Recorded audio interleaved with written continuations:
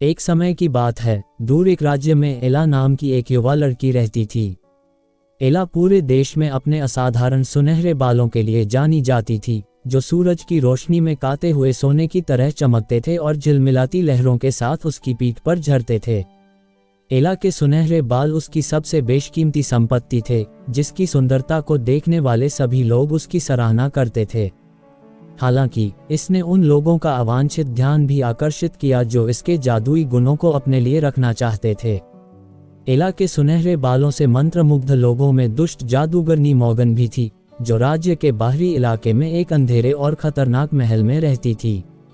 एला के चमकीले बालों को देखकर मॉर्गन ईर्ष्या से भर गई और उसके सुनहरे रंग को अपने लिए चाहने लगी।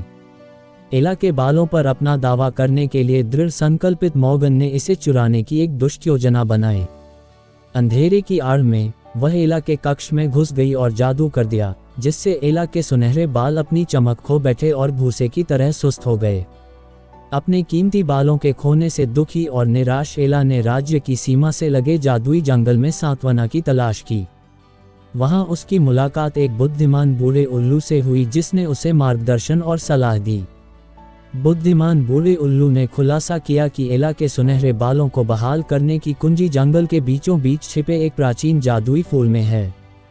नई आशा और दृढ़ संकल्प के साथ एला मायावी फूल को खोजने और अपनी वास्तविक सुंदरता को पुनः प्राप्त करने की खोज में निकल पड़ी। मंत्रमुग्ध जंगल के खतरों का सामना करते हुए एला ने इसकी गहराई में यात्रा की। रास्ते में खतरनाक इलाके और डरावने प्राणियों का सामना किया, फिर भी वह अपने सुनहरे बालों की याद और उन्हें उनके पुराने गौरव पर वापस लाने की इच्छा से प्रेरित होकर आगे बढ़ती रही। कई दिनों की खोज के बाद आखिरकार एला को वह जादुई फूल मिल गया, जिसकी पंखुड़ियां सोने और चांदी के रंगों से झिलमिला रही थीं। कांपते हाथों से उसने फूल को उसके तने से तोड़ा और उसे ऊपर उठाया। उसकी उज्जवल ऊर्जा उसकी नसों में प्रवाहित हो रही थी। एक पल में एक शानदार रोशनी ने एला को घेर लिया और उसके सुनहरे बाल अपनी पूरी भव्यता में वापस आ गए, पहले से कहीं अधिक उज्जवल और सुंदर।